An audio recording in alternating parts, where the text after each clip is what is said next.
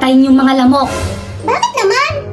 Bali-balita kasi dito na yung inang lamok nila, yung pinakamalaking lamok, gumagala dito. Once na pinatay nyo daw, yung anak ng lamok, kakainin nila tayo. Hala, totoo ba? May malaking na lamok?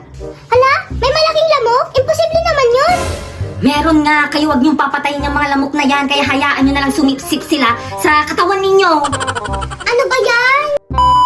Namuwi, so may regalo si Inay sa akin. Ay wow! Ano yan? Cellphone! May bagong cellphone na ako, Ace! Ay hala! Sana all! Aray ko! Ay, ano ba? Ano ba yan? Ang daming lamok! Ano ba yan? Hoy! Ace! Lorraine! Bakit? Mio! Anong ginagawa nyo?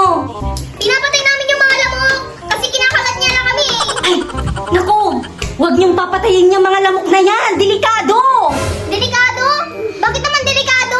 Delikado kasi once na pinatay niyo yung anak ng malaking lamok na yan, susugod yung malaking lamok dito. Kakainin nila tayo! Hala, nakakatakot naman! Paano na yan? May mga napatay na kaming lamok! Kaya nga, Kuya Mio, may mga napatay na kaming lamok! Delikado yan! Ayoko na! Kuya Mio, ano nakikita mo sa labas? Ano yun? Ano yun? Ah, Kuya Mio! Nakakatakot naman! Nakikita niyo ba yun? Andiyan na yung malaking lamok! Tingnan niyo, silipin natin! Ayun o! Ang laking lamok! Takbo na tayo! Dito!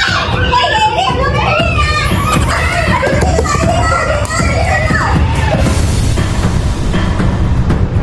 Ay, andun na yung malaking lamok! Nakikita niyo ba yun? Grabe, napakalaki! Sisip-sipin nila tayo dito! Once na nakita niya tayo dito!